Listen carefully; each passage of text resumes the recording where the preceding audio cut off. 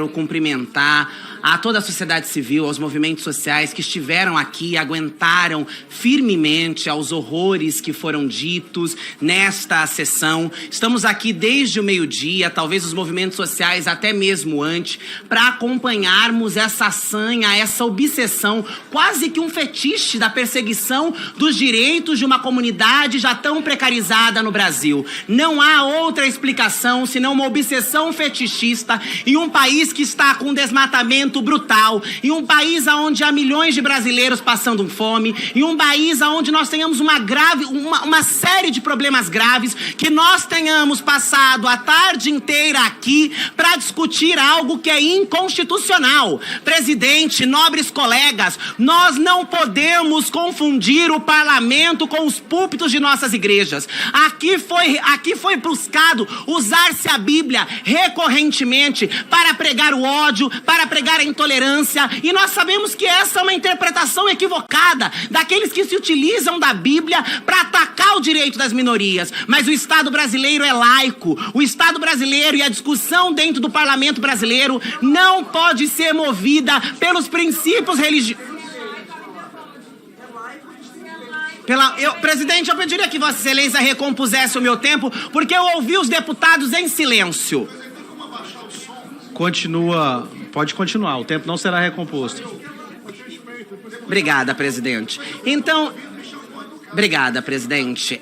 Então não se pode admitir que para atacar direitos de minorias, de grupos que já são historicamente atacados e perseguidos, se utilize da fé, da religiosidade e da espiritualidade. Em nome de Deus ou dos evangélicos, que nós sabemos que não estão representados aqui. Esses não são evangélicos, esses não falam em nome de Deus. Esses usam a palavra de Deus, usam o evangelho para mascararem os seus ódios, para mascarar os seus preconceitos. Os verdadeiros evangélicos, os verdadeiros cristãos não estão aqui usando da palavra de Deus para atacar e perseguir o direito de uma comunidade que já é massacrada historicamente. Que bom que conseguimos chegar a um acordo, que bom que teremos a possibilidade da realização de uma audiência pública, podendo ouvir todos os lados. Mas para concluir, presidente, é importante marcar e demarcar que este é um debate superado, este é um debate inconstitucional. Já foi discutido pelo Supremo Tribunal Federal, que tem a capacidade e a condição de analisar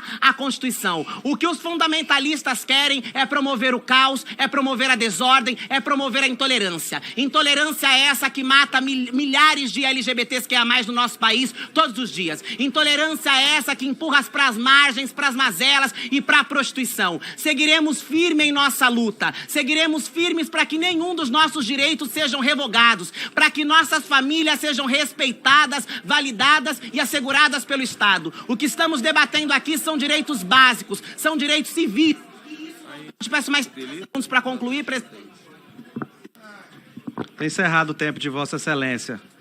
Agora, nós asseguro a palavra ao deputado Pastor Henrique pelo prazo regimental de 8 minutos, pela liderança do governo.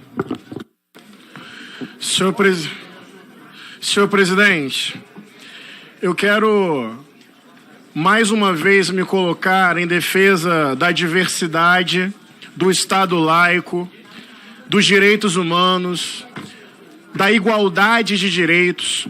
E veja, se as pessoas, por uma determinada concepção religiosa, e aqui eu quero dizer textualmente, há diversidade de perspectivas e interpretações dentro do cristianismo. Inclusive o próprio protestantismo, de onde historicamente deriva o campo evangélico, o protestantismo nasce como direito de minoria, reivindicando a separação entre Estado e Igreja. Essa é a origem do próprio protestantismo. Então, há diversidade dentro do cristianismo. Ninguém pode falar em nome da totalidade do cristianismo. Existem milhares de LGBTs que amam o Evangelho, amam Jesus e amam quem são. É importante dizer isso. Esse discurso não monopoliza o cristianismo. Mas vamos pensar o seguinte aqui juntos.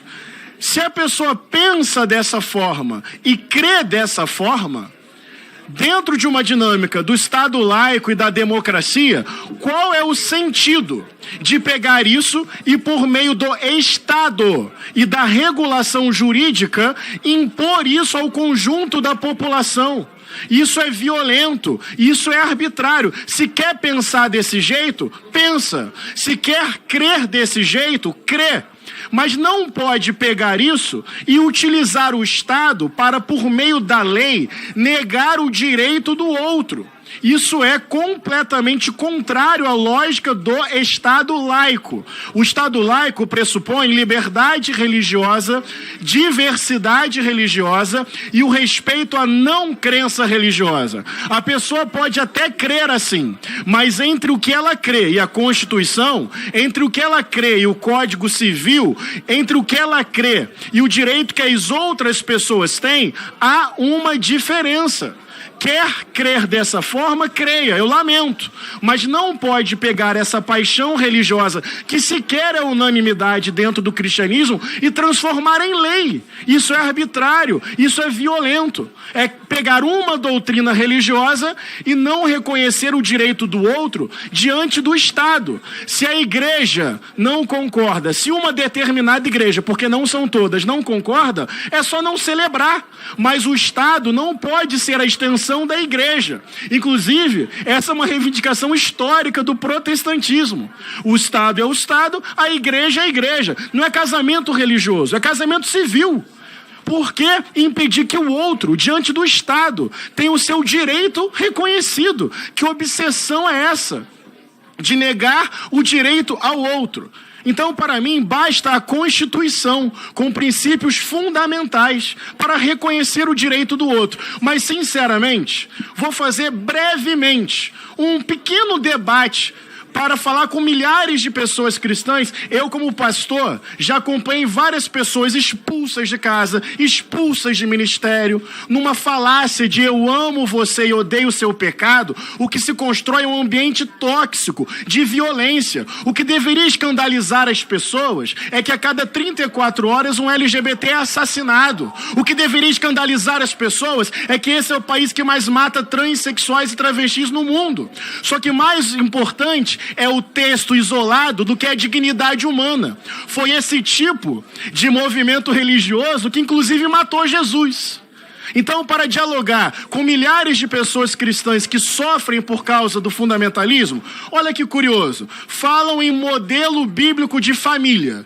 Bem, vamos lá. Estão se referindo ao modelo de Abraão? 1 marido, 3 esposas mais concubinas. Ou é o modelo de família do rei Davi? 1 marido, 8 esposas mais 20 filhos. Ou é o modelo de Salomão? 1 marido, 700 esposas, 300 concubinas. Ou seja, nem do ponto de vista teológico bíblico faz sentido. Vamos lá. Uma proposta. Vamos pegar o texto de Levítico. É proibido compartilhar a mesma cadeira com mulher menstruada. Qual é a próxima ideia? Transformar isso em lei? Vão pegar um texto isolado de Levítico e vão transformar em lei? Bem, bater no escravo ou deixá-lo morto é proibido. Então tem um texto lá do Êxodo que, em tese, regula sobre a escravidão. Qual é a próxima ideia dos senhores? Pegar um texto bíblico isolado e regular a escravidão no Brasil? Ou então, apedrejar mulheres que não forem virgens no dia do casamento? Está em Deuteronômio. Está escrito. Em nome do está escrito. Pega um texto descontextualizado, usa como pretexto e alimenta o próprio ódio. Eu entendo que a Constituição é suficiente. Não tem que fazer debate bíblico para o conjunto da população, porque tem milhares de pessoas que não creem na Bíblia e não devem ser obrigadas a crer, e devem ser respeitadas, acolhidas e amadas. Mas eu quero dizer que até do ponto de vista bíblico, esse tipo de interpretação é absolutamente equivocada, porque fé que não é filtrada pelo amor, fé que não passa pelo teste do amor, fé que não se submete à capacidade de amar, para mim é em vão. Ainda que eu falasse a língua dos homens e dos anjos, sem amor eu nada seria. Então pega texto bíblico, sem contexto, monta uma doutrina, violenta pessoas, desrespeita o Estado laico, desrespeita a diversidade, desrespeita a Constituição. Quer ler a Bíblia dessa forma? Eu acho, sinceramente, teologicamente decadente essa leitura.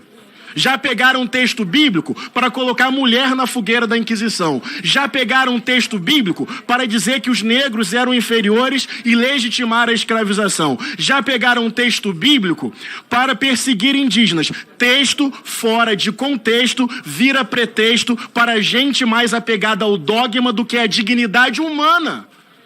Daí fica um moralismo decadente, frio, antipático, hipócrita, escondendo as suas próprias contradições.